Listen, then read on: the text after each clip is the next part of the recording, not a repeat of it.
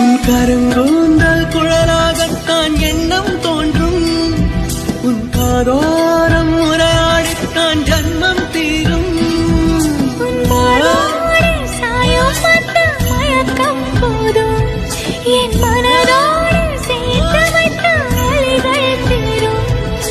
காதல் ஒன்றை தவிர.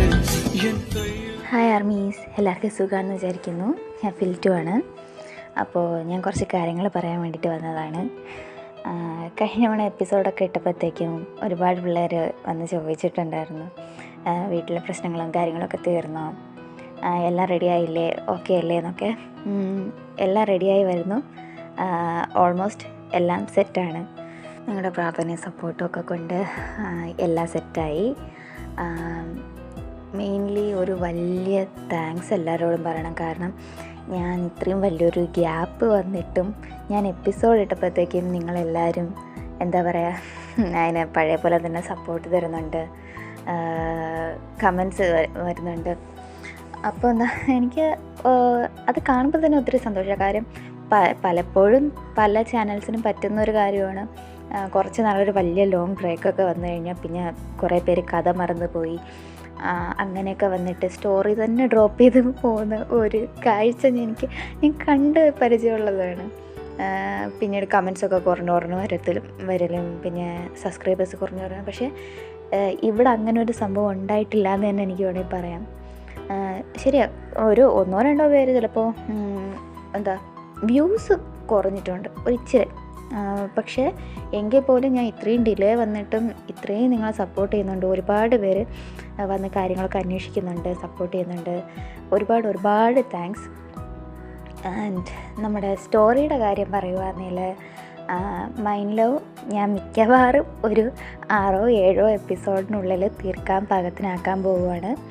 കാരണം ഇപ്പം തന്നെ കണ്ടില്ലേ, എനിക്ക് എപ്പിസോഡ് ഇടാൻ ചിലപ്പോൾ ഞാൻ മിക്കവാറും ഇനിയും കുറേ എന്താ പറയുക, ഇടയ്ക്ക് ഇങ്ങനെ ചെറിയ ഡിലേസ് വരാൻ ചാൻസ് ഉണ്ട്. കാര്യം അറിയാമല്ലോ, എനിക്ക് കുറച്ച് ഫോൺ എടുക്കാനൊക്കെ കുറച്ച് പ്രശ്നങ്ങളൊക്കെ ഉള്ള ഒരു സാഹചര്യത്തിലാണ് നിൽക്കുന്നത്.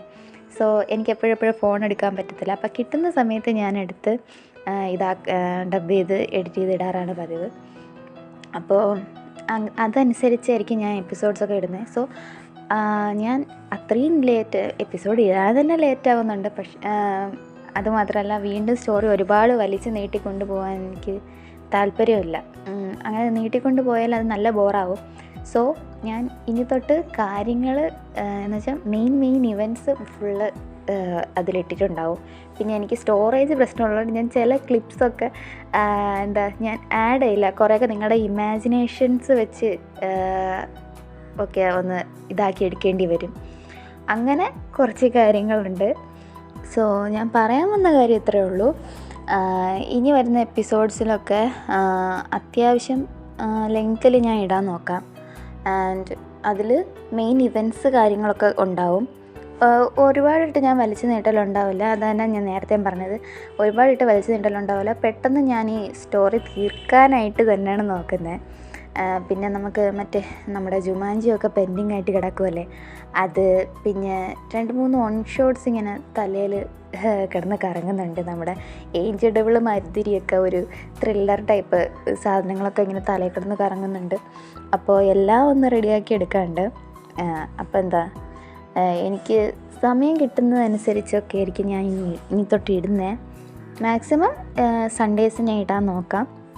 സോ മൈൻഡ് ലവ് ഇനി തൊട്ട് നമ്മുടെ സ്റ്റോറിയുടെ ആ ഒരു പവറിലോട്ട് കയറാൻ പോവുകയാണ്. എല്ലാവരും ഇതുപോലെ തന്നെ ഇത്രയും നാളുണ്ടായിരുന്ന പോലെ തന്നെ സപ്പോർട്ട് ചെയ്യുക. നിങ്ങളുടെ കമൻസ് വരുമ്പോഴാണ് എനിക്ക് എന്താ പറയുക, ചെയ്യാനായിട്ട് എനിക്കൊരു ത്രില്ല് വരിക. സോ എല്ലാവരും സപ്പോർട്ട് ചെയ്യുക, കാണുക, ലൈക്ക് ചെയ്യുക, ഷെയർ ചെയ്യുക, കമൻറ്റ് ചെയ്യുക. Keep supporting us and love you. അപ്പോൾ എങ്ങനെ സ്റ്റോറിയിലോട്ട് പോകാമല്ലേ? ഇവളുടെ ദേഹത്തൊരു പോറൽ വീണ ഞാൻ സഹിക്കില്ല. നിന്നെ അവളുടെ കൺമുന്നിൽ കണ്ടുപോകരുത്. പോ.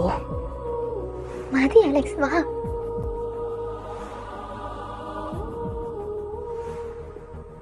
അവിടെ നിൽക്ക്. നീ ഇന്ന് പുറത്ത് അടി ഉണ്ടാക്കിയിട്ടാണ് വന്നത്. ഉണ്ടാക്കേണ്ടി വന്നു. നീ ഇവൾക്ക് വേണ്ടിയിട്ടാണ് അടി ഉണ്ടാക്കിയെന്ന് അറിഞ്ഞല്ലോ. അതെ, എന്തെങ്കിലും പ്രശ്നമുണ്ടോ? ഇവൾക്ക് വേണ്ടി നീ ഓരോരുത്തങ്ങനെ അടി ഉണ്ടാക്കി നടന്നു. ഇവിടെ ഒരു തള്ള ജീവിച്ചിരിപ്പുള്ളതെന്ന് എനിക്ക് ഓർമ്മ വേണം. മമ്മി എന്താ പറഞ്ഞു വരുന്നേ?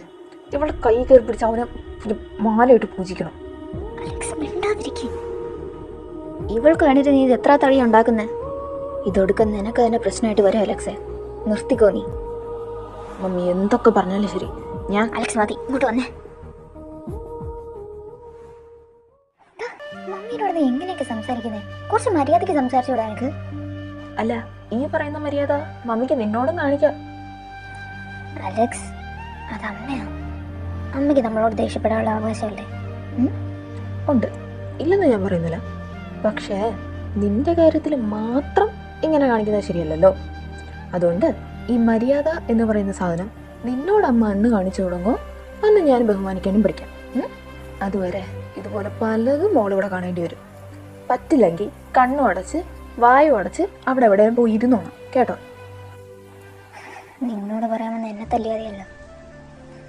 തൽക്കാലം ഇതിവിടെ വെച്ച് നിർത്തിയേക്ക്. ഇതിനെപ്പറ്റി ഇനിയൊരു ടോക്ക് വേണ്ട. ആ പ്രശ്നം അവിടെ കഴിഞ്ഞു കേട്ടല്ലോ. നാളെ സെലിബ്രേഷൻ ഉള്ളതല്ലേ, പോയി കിടന്ന് ഉറങ്ങ്. Good night.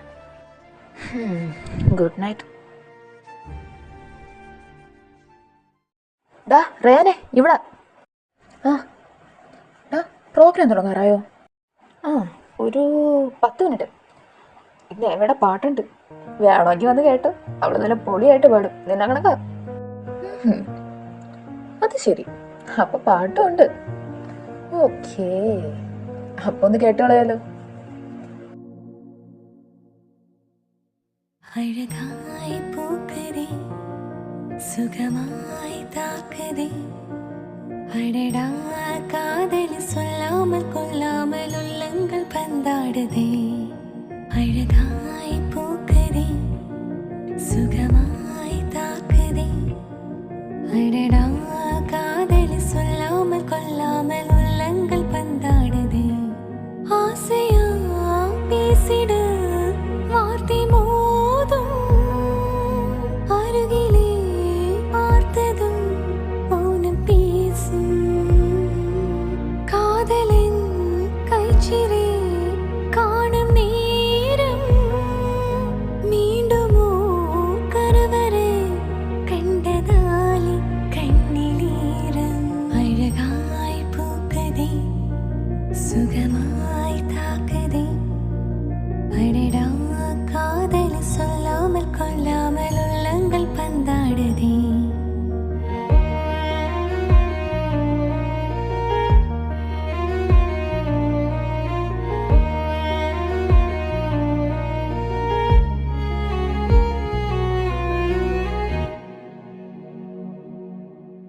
கடவுளின் கனவில் இருவரும் இருப்போமே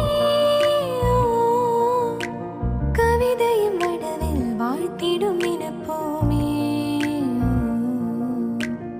இருவரும் நடந்தால் ஒரு நிழல் பார்ப்போமே ஒரு நிழல் அதிலே இருவரும் தெரிவோமே சில நேரம் சிரிக்கிறேன் சில நேரம் அழகிறேன் உன்னாலே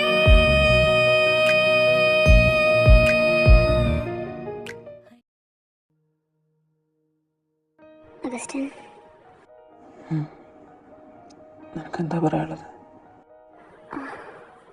ആദ്യം തന്നെ ഐം സോറി അഗസ്റ്റിൻ. അന്ന് നീ എന്നെ ഇഷ്ടമാണെന്ന് പറഞ്ഞപ്പോൾ ഞാൻ നിന്നോട് ആവശ്യപ്പെട്ട ഒരേ ഒരു കാര്യം നിൻ്റെ ആ കൂട്ടുകെട്ട് നിർത്തണമെന്ന്. പക്ഷെ അന്ന് ഞാൻ അത് പറഞ്ഞതിൻ്റെ പേരില്ല. ഇവിടുത്തെ നീ ഈ അവസ്ഥയിൽ വരെ എത്തുമെന്ന് ഞാൻ ഒരിക്കലും വിചാരിച്ചതല്ല. ബട്ട് അഗസ്റ്റിൻ, ഒന്ന് ആലോചിച്ച് നോക്കണം. അതേ ഫ്രണ്ട്സ് കാരണം തന്നെ ഇപ്പോൾ നീ ഈ അവസ്ഥയിലായത്. അതിന് ഞാനും ഒരു കാരണമായി നോക്കുമ്പോൾ എനിക്ക് സത്യം പറഞ്ഞാൽ ഒരുപാട് വിഷമമുണ്ട്. പക്ഷേ ഇപ്പം ഞാൻ പറയട്ടെ, അന്നെനിക്ക് പറയാൻ പറ്റാതെ പോയത് എനിക്ക് നിന്നെ ഇഷ്ടമാണ് അഗസ്റ്റിൻ. അന്ന്, ഇന്ന്, ഇപ്പോഴും. ദേവിക, ഇത് സത്യമാണോ?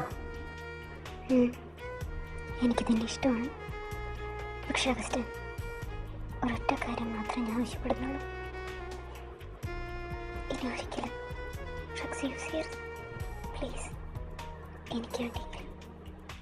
ഏവ, അമ്മ എന്താ? നീ ഇത്ര നേരിട്ടൊന്നും കഴിച്ചില്ലല്ലോ. വാ, എന്തെങ്കിലും കഴിക്കാൻ. വരാം. അമ്മ ചെന്നു, ഞാൻ വരാം. റയാൻ്റെ അമ്മ അവിടെ നിന്ന് പോയി. ഏവ തൻ്റെ പഴയ ഡയറി തൻ്റെ കയ്യിലെടുത്തു. അതിൻ്റെ താളുകൾ അവൾ വെറുതെ ഒന്ന് മറിച്ച് നോക്കി.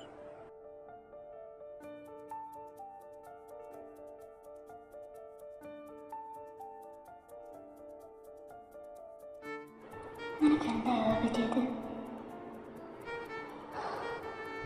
എല്ലാവരും പറയുന്നത് ശരിയല്ല. റാൻ എന്ത് തെറ്റാ ചെയ്തത്? അവൻ്റെ അച്ഛൻ എന്തെങ്കിലും കാണിച്ചു എന്ന് വെച്ച് അവനോട് എന്തിനാ നീ ഇങ്ങനെ ദേഷ്യം കാണിക്കുന്നത്? അവൻ എന്ത് തെറ്റാ ചെയ്തത്? നിന്റെ ഈ ദേഷ്യവും വാശിയും ഒക്കെ അവൻ അർഹിക്കുന്നുണ്ടോ? ഇല്ല. എന്തിനാ ഇങ്ങനെ പഴയ പോലെ കൂടെ നിനക്ക് സ്വയം എത്ര വേദനയ്ക്ക് വരുന്നെങ്കിൽ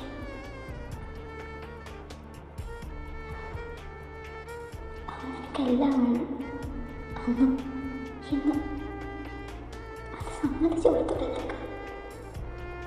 ഇല്ല, അത് പറ്റില്ല. നീ അവനെ സ്നേഹിച്ചു പോയാ കൊടുക്കാതെ അവനെ ഒരുപാട് വേദനിപ്പിക്കും.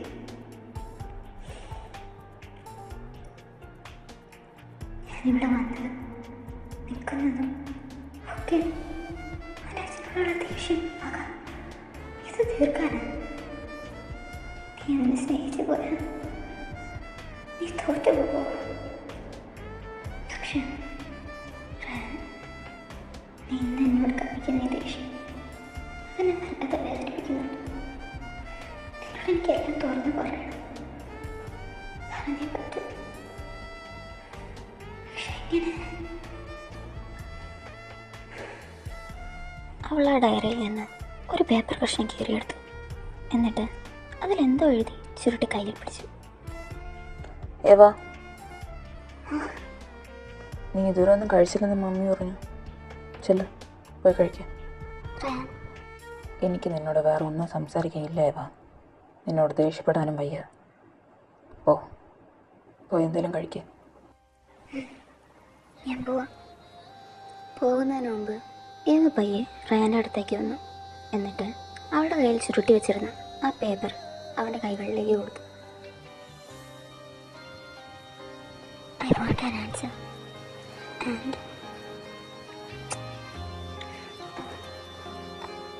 I'm sorry. അവൻ്റെ മറുപടി കേൾക്കാതെ ഏവ ഓടി ഹാളിലേക്ക് പോയി.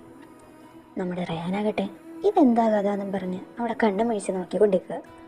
അവൻ അവൾ തന്ന ആ പേപ്പർ കഷ്ണം നിവർത്തി നോക്കി.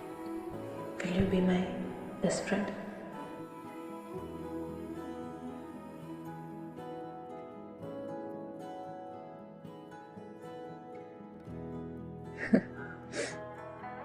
Eva, are you changing? നീ എൻ്റെ പഴയ Eva തയ്യാറാണോ?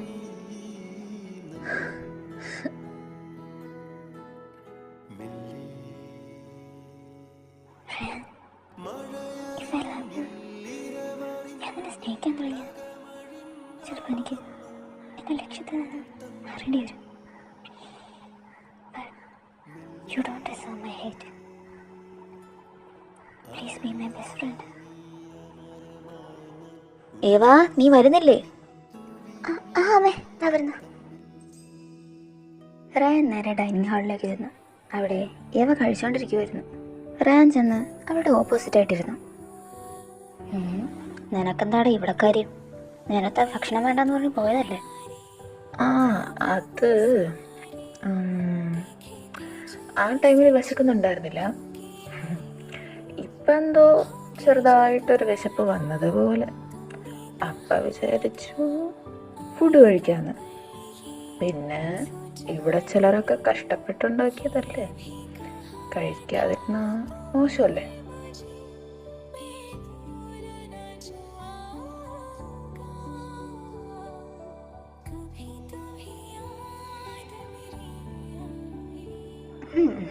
അതെ, രണ്ടാളും കഴിച്ചു കഴിഞ്ഞെങ്കിൽ ആ സമയം ഒന്ന് നോക്കിയാൽ കൊള്ളായിരുന്നു. 1 മണിയാ? അതെ, നട്ടപ്പാതിര 1 മണി. സോ രണ്ടുപേരും പോയി കിടന്ന് ഉറങ്ങാൻ നോക്ക്. രണ്ടെണ്ണത്തിൻ്റെ നിരാഹാരം കാരണം ബാക്കിയുള്ളതിൻ്റെ ഉറക്കം കൂടെ പോയി. ചെന്ന് കിടന്നുറങ്ങടാ. അതാ പോവാ. Good night.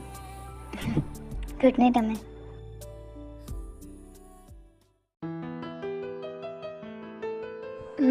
കയറി കിടന്നുറങ്ങാൻ വരട്ടെ. അവിടെ നിൽക്ക്, കുറച്ച് കാര്യങ്ങൾ എനിക്ക് ചോദിക്കാണ്ട്. എന്താ? അല്ല, ഇപ്പൊ പെട്ടെന്ന് തന്നെ ഒരു ഫ്രണ്ട് ആക്കണമെന്ന് തോന്നുന്ന കാര്യം എന്താ? അത് ഫ്രണ്ട് ആക്കണമെന്ന് തോന്നി. ഓക്കെ, അത്രേ ഉള്ളൂ.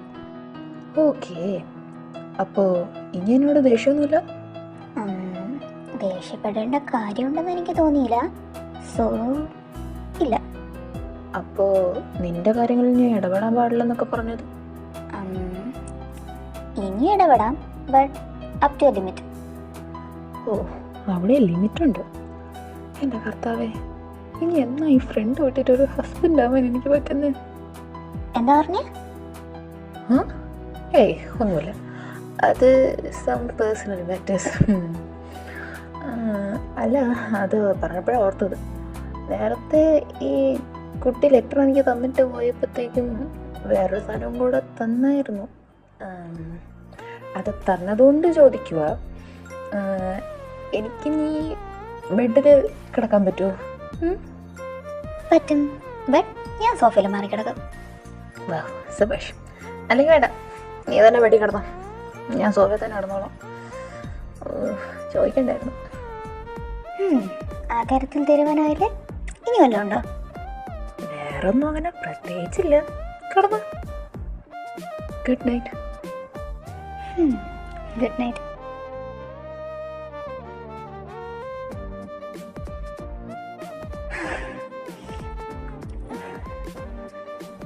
എന്തൊരിടിയത്? നിങ്ങൾ ഇതിൽ ഉറങ്ങിയില്ലേ? ഇല്ല. അല്ല, നല്ല മഴയുണ്ട്, ഇടിയുണ്ട്, പിന്നെ ഇവിടെ ഒരു നിലാവുണ്ട്.